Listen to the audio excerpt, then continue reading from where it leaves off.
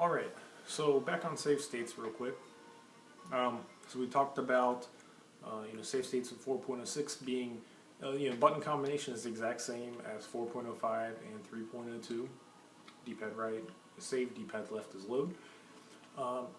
We are now going to call that your save state major. And I call it major because you now have two save states available by default in 20XX 4.06. Cool thing about the coding with it is that you can actually add more than two save states, and you can kind of like customize the button activator, for the save and the load, simply by going into the doll file and tweaking a few values. So I'll be making a Smashboards post or something about that pretty soon, but by default there are two save states available for you in 4.06. So we were talking about save state major, so now you have save state minor, your second one. A and D-pad right, A and D-pad left. So they are, of what they actually, the effect of what they actually do is the exact same. There's no difference between the two.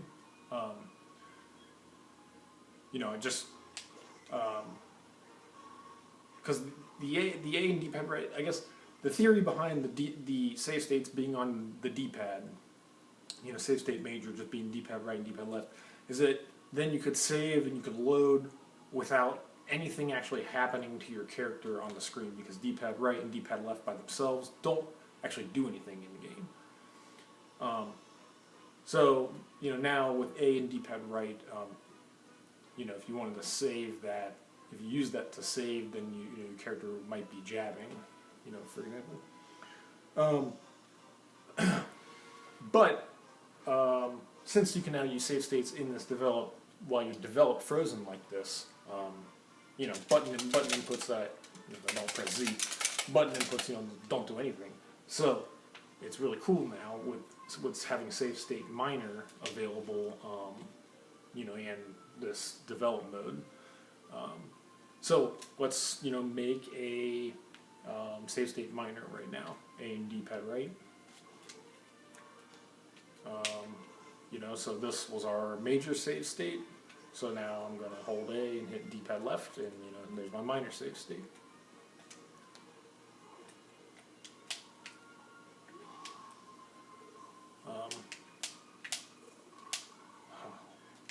Computer's struggling today.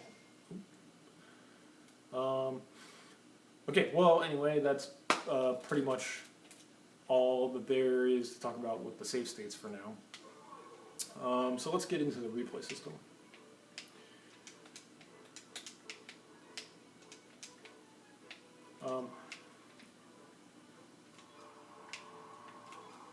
So in the replay system,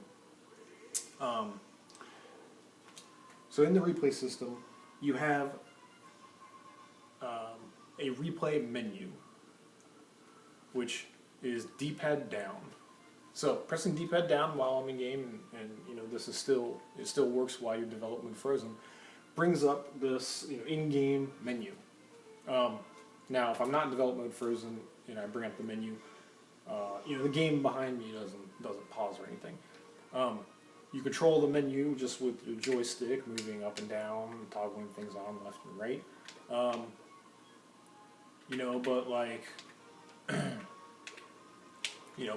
But you still control the character behind it.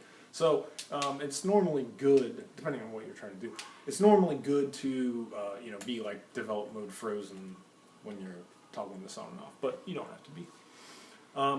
Okay, so this in-game menu is kind of split up into two parts. The top is your just kind of like your player flags part of the menu, and then the second piece down here is the actual replay info and the replay flags.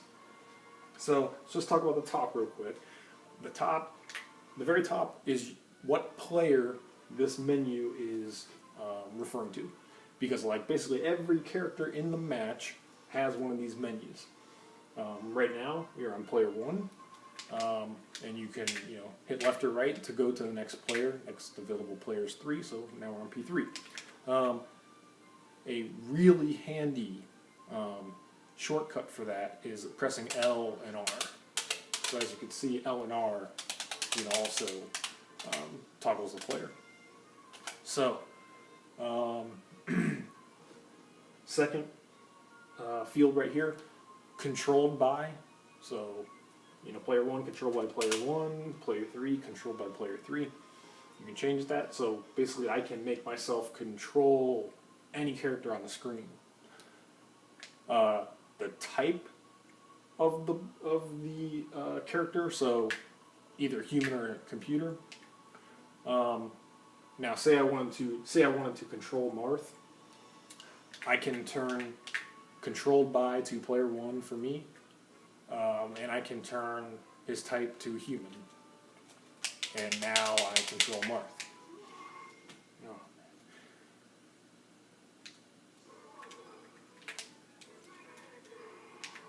Okay, so so you can also control. Say that's one way to control Marth. The other way is to have him still be controlled by me, player 1, but to change his CPU type from 20XX or whatever to manual. So now I can control him.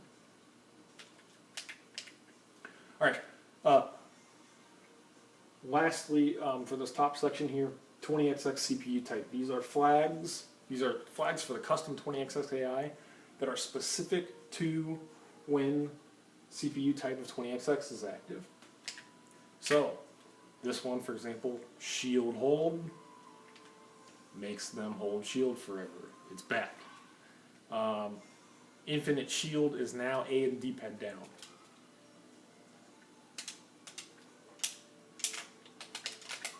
So, just like the old 3.02 days.